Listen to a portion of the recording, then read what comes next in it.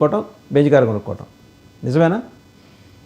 Exactly. మీతో ముందుగా మీకు, వాసుదేవ్ గారికి, అలాగే ప్రేక్షకులకి, తోటి పెద్దలకి అందరికీ నమస్కారం అండి.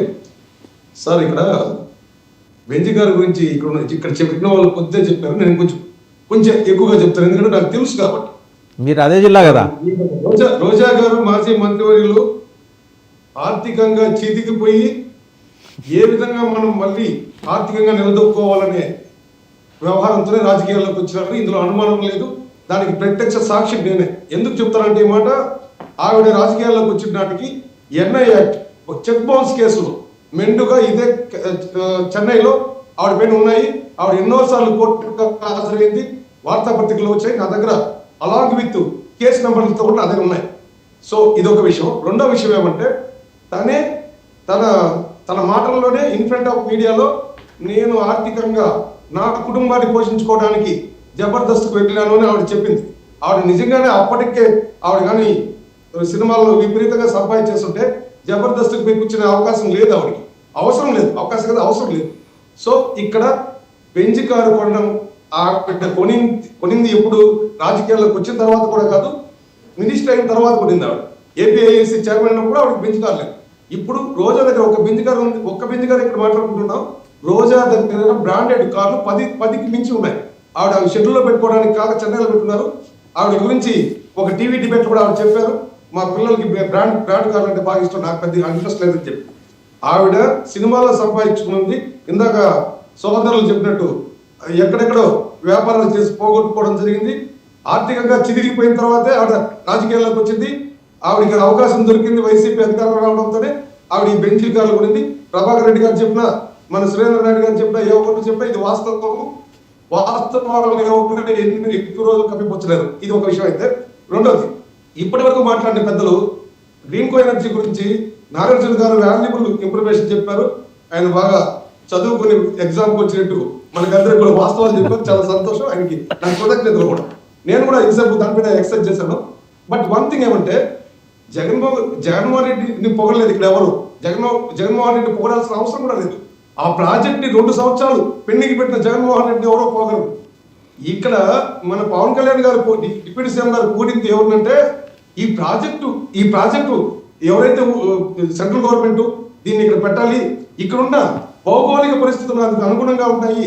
3 రకాల ఎనర్జీ, 5230 మెగావాట్ల ఎనర్జీని మన పెద్దలు చెప్పినట్టు 1/3 మన రాష్ట్రానికి మనం కన్జంప్షన్ చేసే దాంట్లో 3వ వంతు ఎనర్జీ ఇక్కడ ఇదవుతుంది అని చెప్పి. సార్, పారిశ్రామికవేత్తలు ఈ రాష్ట్రాన్ని పారిపోయారని చెప్పడానికి ఇక్కడ మేమే కాదు, మీరు కూడా కర్మసాక్షి. అది మీరు ఒప్పుకోకపోయినా యాంకర్ ఉన్నారు కాబట్టి మీరేం చెప్పినా మేము వింటాం. మీరు మా వైపు మాట్లాడాల్సిన పని లేదు. ఒప్పుకోలేదని మీరు ఎలా డిసైడ్ అయిపోతారు? నేనే ప్రస్తావన చేశా గల్లా జయదేవ్ గురించి. గల్లా జయదేవ్ ఎందుకు వెళ్ళిపోయాడని అడిగింది నేనే. మీరు అది చూడకపోతే ఎట్టా? వాస్తవం గారు, నేను మిమ్మల్ని తప్పట్టం లేదు.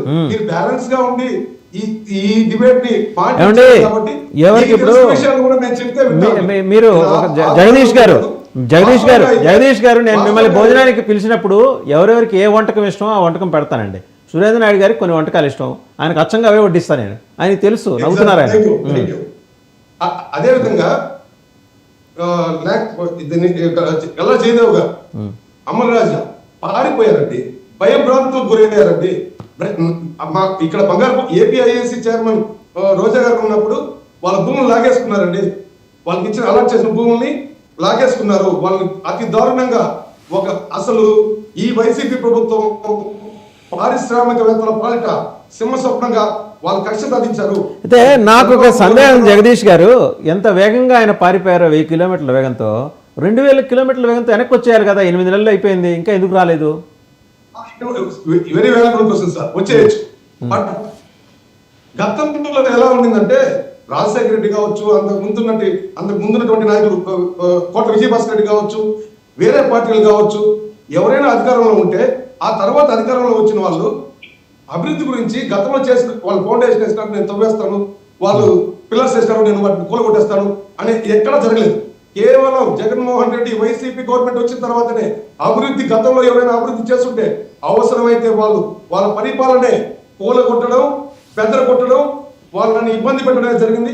ఏమో చెప్పలేం కదా, గుర్రం ఎగరవచ్చు, మళ్ళీ వైసీపీ రావచ్చు అనే భయం వాళ్ళలో ఉండొచ్చు. బట్ ఈ రోజు సురేంద్ర నాయుడు గారు చెప్పొచ్చు, మేడం గారు చెప్పొచ్చు ఇంకా వైసీపీ రాదని చెప్పి, కానీ పెట్టుబడి పెట్టే వాళ్ళకి 5 సంవత్సరాలు వాళ్ళు కన్స్ట్రక్షన్ చేసుకోవడానికి సరిపోతుంది. వాళ్ళు ప్రొడక్షన్ లోకి వచ్చేసరికి వైసీపీ అధికారంలో వస్తే మా పరిస్థితి ఏంటి?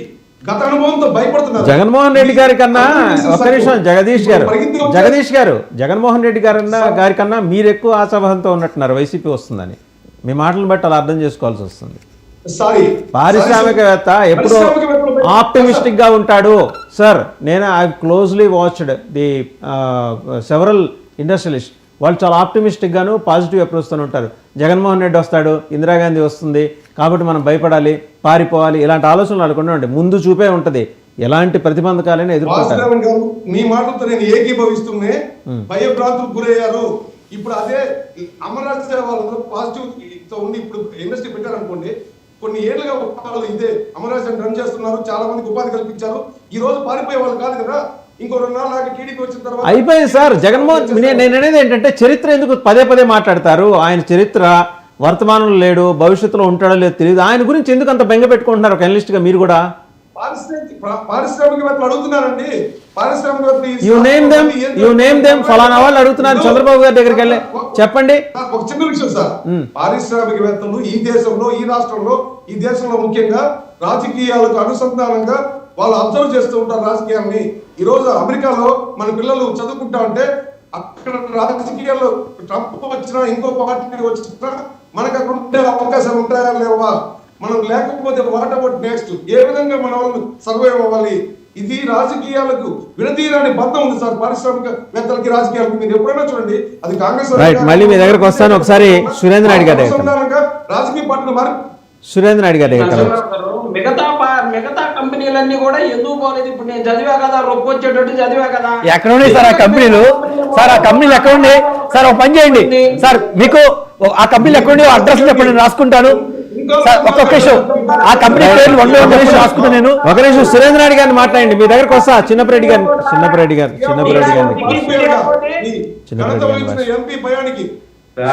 సురేంద్ర నాయుడు గారు మీరు మాట్లాడండి. ఇప్పుడు నేను అనేది ఏంటంటే, గల్లా జయదేవ్ గారు వెళ్ళిపోయారు 1000 కిలోమీటర్ల వేగంతో, రాష్ట్రం దాటి చాలా ఫాస్ట్గా సునామీ తుఫాను రెండు కలిపి వేగంతో వెళ్ళిపోయారు.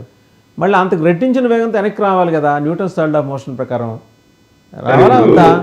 ఎందుకు రాలేదు ఆయన? అమర్ రాజా కంపెనీ గురించి నాకు తెలిసినంతగా ఎవరికి తెలియదు సార్. మీకు రోజా గురించి తెలుసు, అమర్ రాజా గురించి తెలుసు, అన్నీ తెలుసు సార్. కానీ మీరు సగమే చదువుతున్నారు, పూర్తిగా చెప్పట్లా. అదే సార్, అదే పూర్తిగా చెప్తా. ఇప్పుడు అమర్ రాజా కంపెనీ విశ్వవిఖ్యాత నట సార్వభౌముడు స్వర్గీయ ఎన్టీ రామారావు గారి అమృత హస్తాలతో 82లో ప్రారంభమైంది.